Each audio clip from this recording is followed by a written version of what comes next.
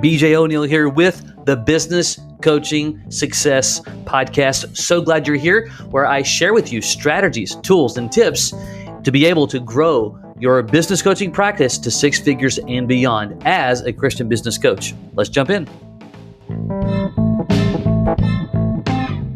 Hey, BJ O'Neill here with Business Coach Mastery with another episode of the Business Coaching Success Podcast, talking about the journey of the top 3%. Now, perhaps you're like, what does that exactly mean? Well, here's the thing.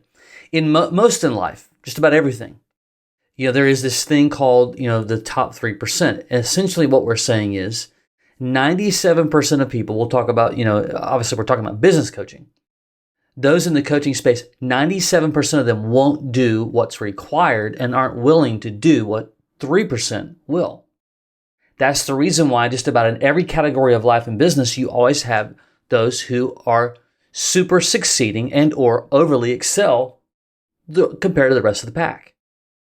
So when it comes to coaching, when it comes to building a legitimate, solid business coaching business and practice as a Christian business coach, a believer, a Christ follower, a Jesus follower, there are a few things that I've noted over the journey, over the many years as to what you need to do if you're interested in being the top 3%. Here's the good news.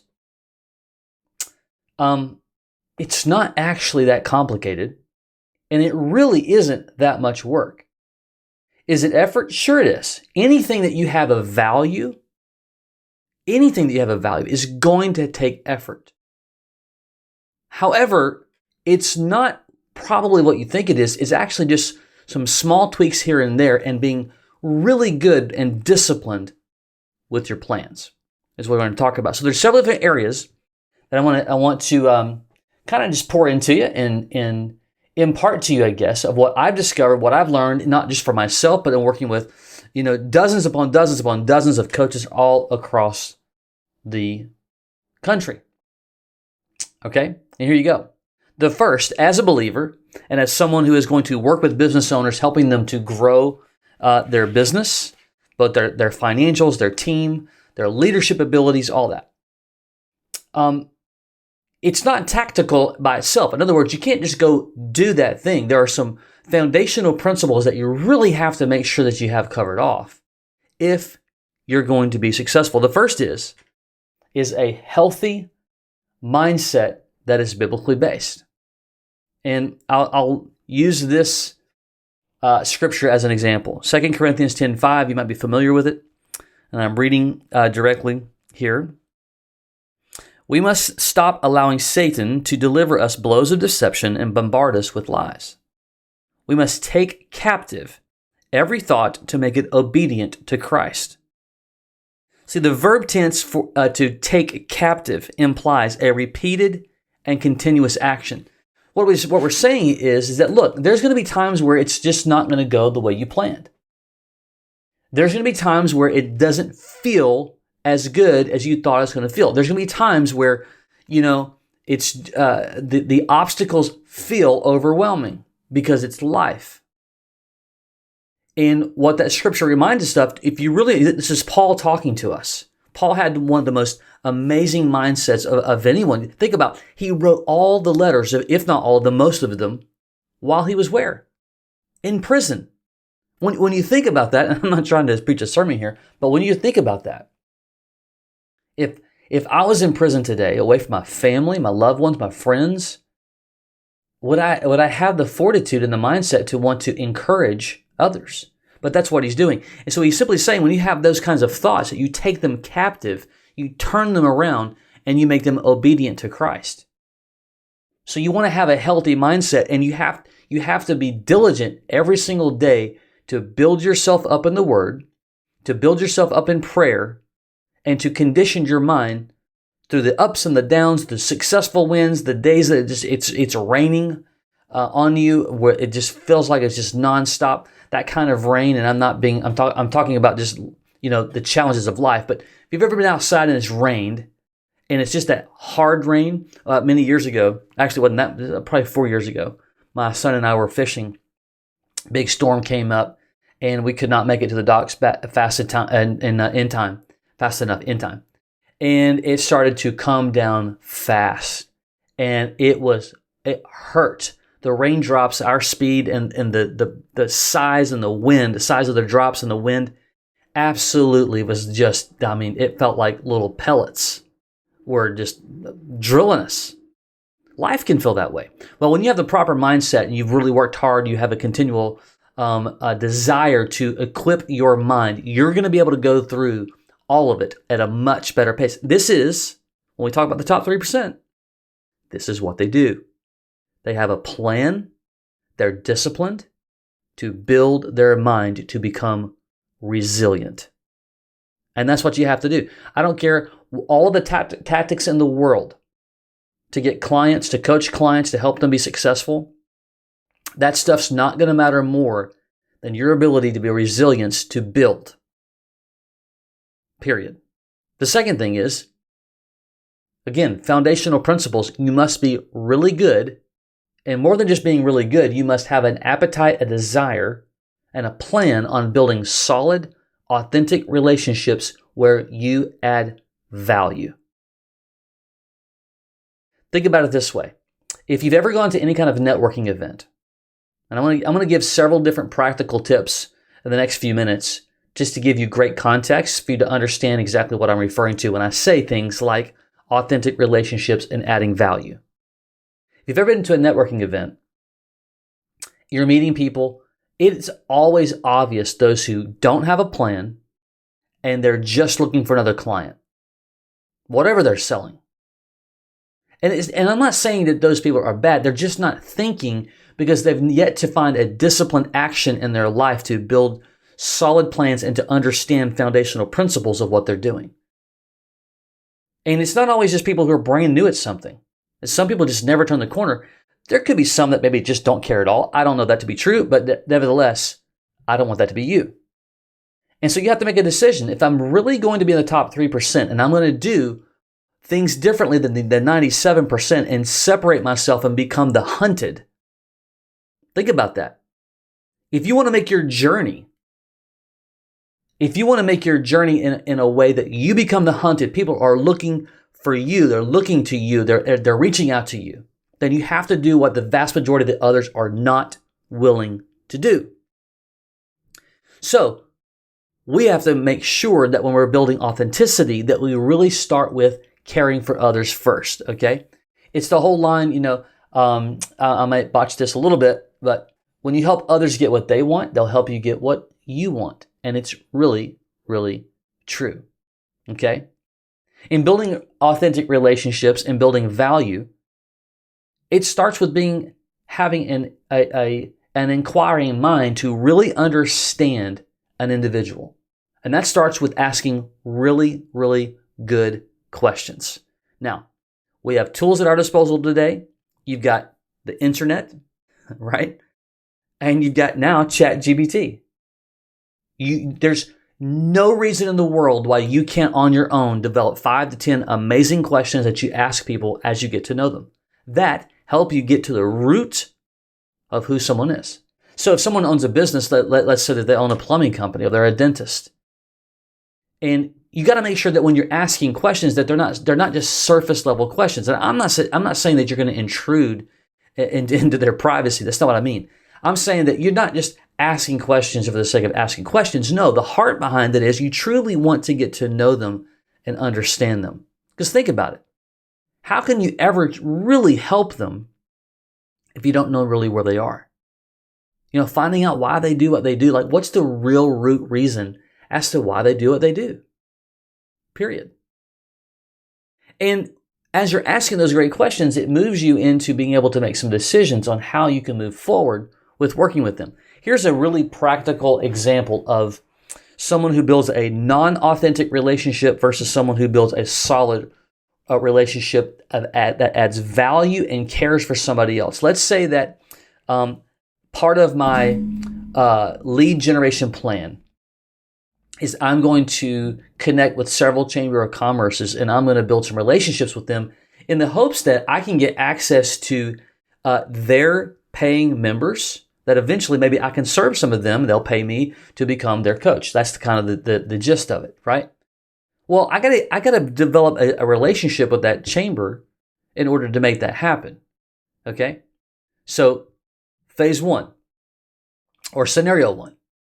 Let's say that I'm building or I want to have a relationship with the Chamber of Commerce. I've never been there before. I'm able to get some time to meet with the chamber president or the director of memberships. Every chamber is a little different as to how they're structured. And I sit down with them and I begin to tell them how I can help them and the tools and the resources that I have and, blah, blah, blah, blah, blah, blah. Here's the problem with that approach. Number one, if they don't know who I am and they have no relationship with me, then this is just transactional only. Number two, it's evident that I don't really care that much about them because I've not actually gone to any of the meetings. I'm not a paying member. I'm only in it and after it to get clients for myself. Sure, as a result, I'm going to help some people along the way, but the way that approach can come off feeling like and sounding like is just, this only matters to you. And that's what 97% of the coaches will do. And I'm not saying that that's like inherently just awful, because you are going to be able to help some people in that process. The point is, there's so much friction to it because you haven't taken any time to truly develop the relationship. Scenario number two, let's say that you've gone to several events. Maybe you're still not a member of the chamber, but you've gone to several events. You've gotten to know how they do some things. You've been around a little bit. You've gotten to know a couple of the players, and you can do that through 3 or 4 times that you go to the different things that they have going on.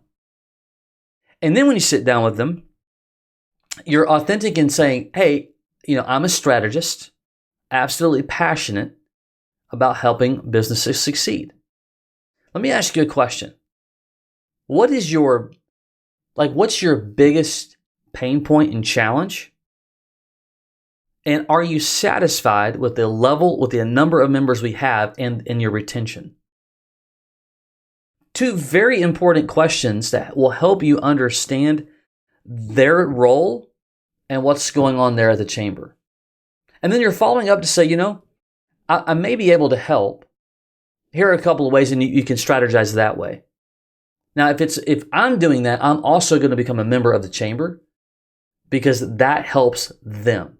It puts another number. It's a paying member. It's not that much money at the end of the day. This is where you're sowing into something to where you're going to reap the reward.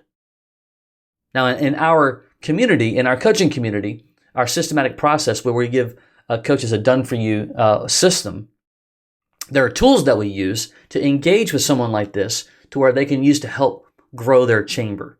But the biggest point, what I'm trying to make is sitting down, and how you approach developing that relationship is you make it about them and you ask the question, or you're looking for, how can I help you win? And you think about that.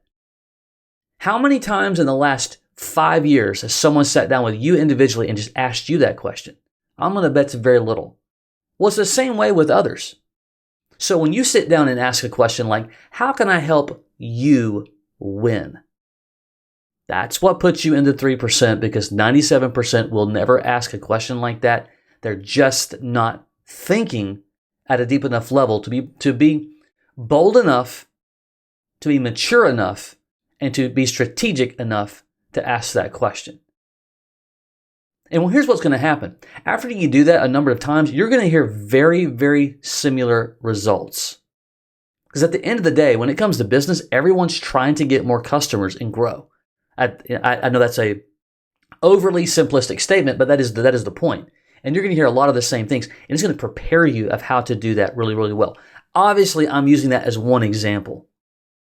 But prayerfully, you get the idea of what I'm trying to say about building authenticity to relationships, adding value, asking questions, getting clear. How do I help you win? Okay, the next thing, just a couple of more. The journey of the top 3%. It's how you approach lead generation.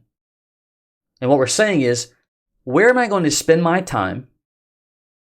How am I going to spend my energy in getting to know people where some of those people are going to pay me for my services so that I can help them grow their business. What's that going to look like? Okay? You have to make a decision on choosing a couple of different strategies.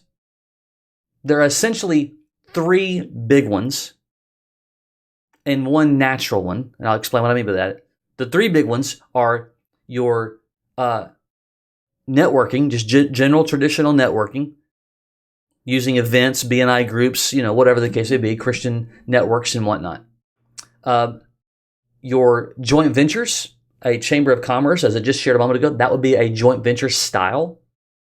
Working with CPAs, working with media companies, working with digital marketing agencies. Like there's all kinds of different ways to create joint ventures.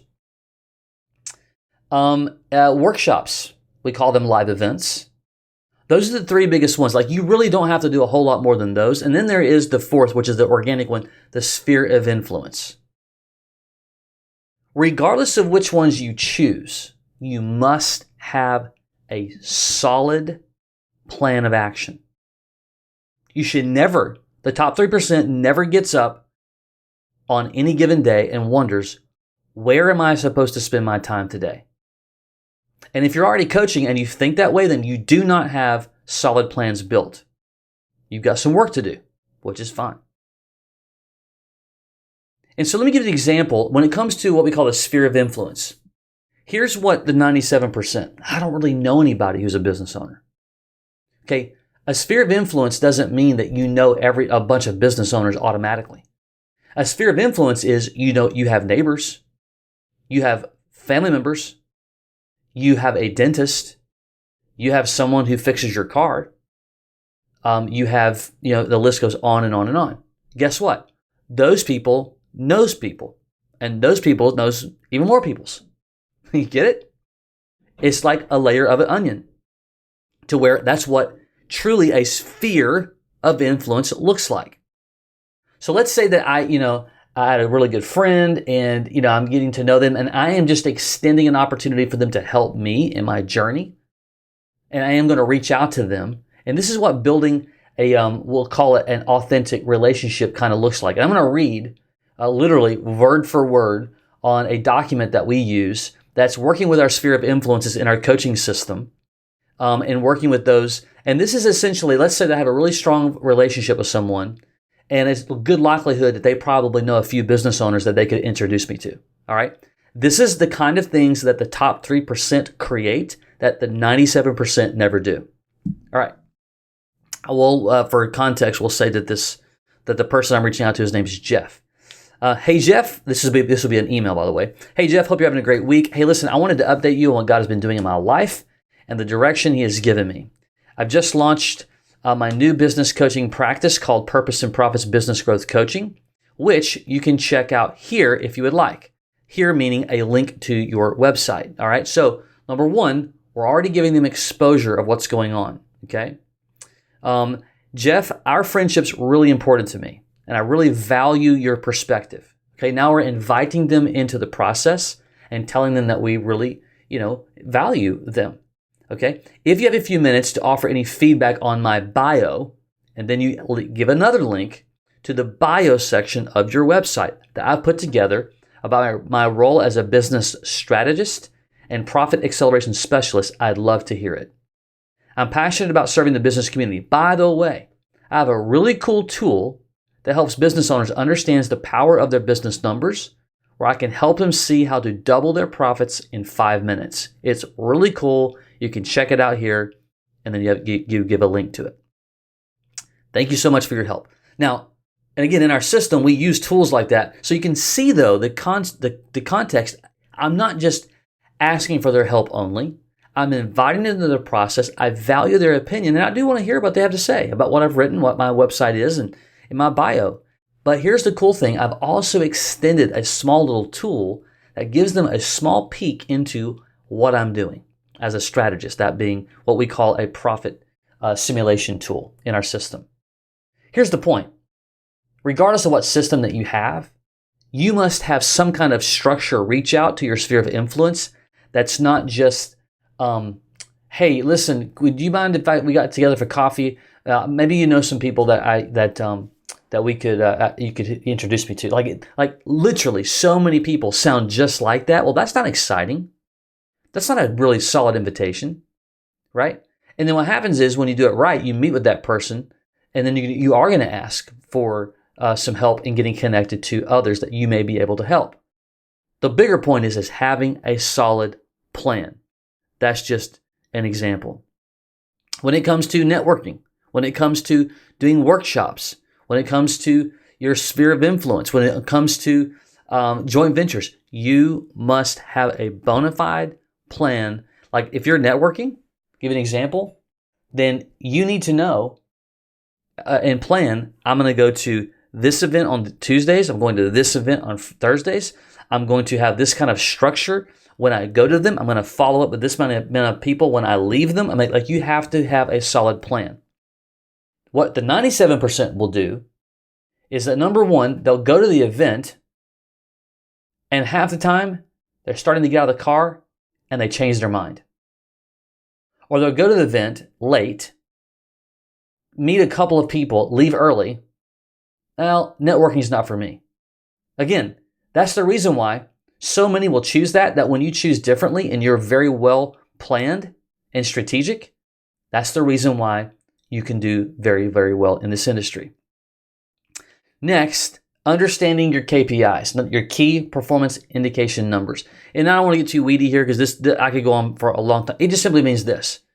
Just like the example of networking, you have numbers assigned to what you're doing. If you're going to do workshops, you're going to do one per week or one per month or whatever.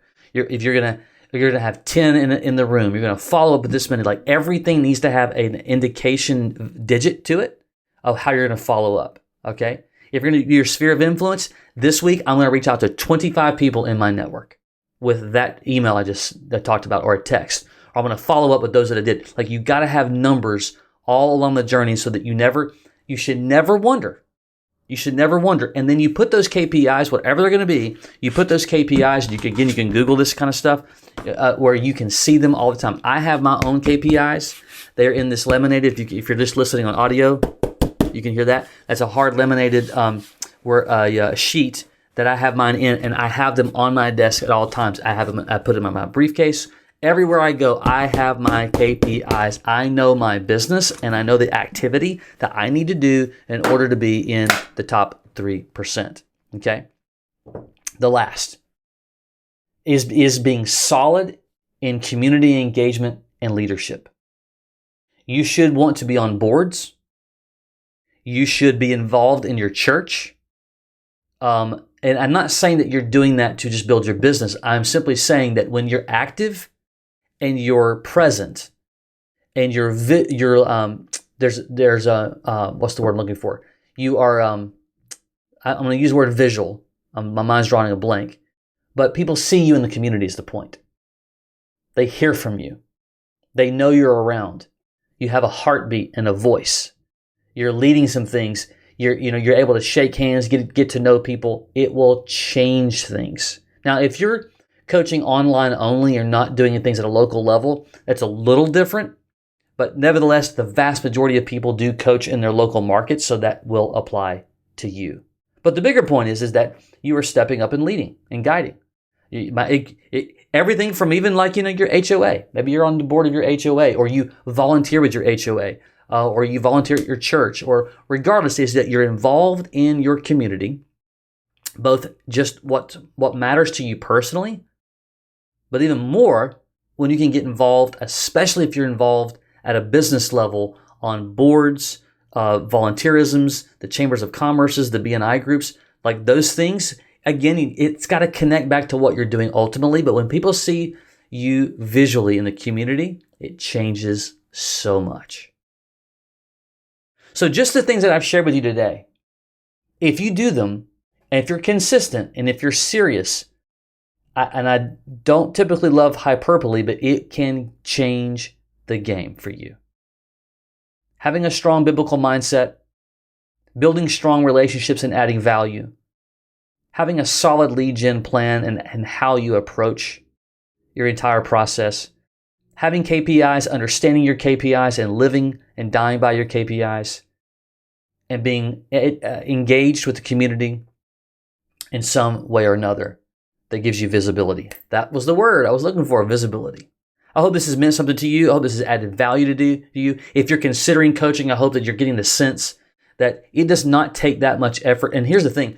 Everything I've shared with you today, when you have a well-defined plan of all of it, it's rinse and repeat. It's like brushing your teeth. You don't even think about it. You just follow the system. You follow the plan. That is what separates the 3% from the 97%. And guess what? You can be a part of the 3%. No questions asked. If you're curious about coaching and you're just wanting to know more, maybe you've been around a little bit, you've heard a few podcasts, you're just like, hey, I really want, income and impact are kind of wrapped into one thing for you, but you don't have a structure, you don't have a system, you're just curious about it, you can go to businesscoachingmastery.com. That's businesscoachingmastery.com, and click on a button, you'll see a place to get some information. You can also schedule a quick chat. You're curious, you're like, how could this work for me? We can talk about that too. Okay? Until next time, take care.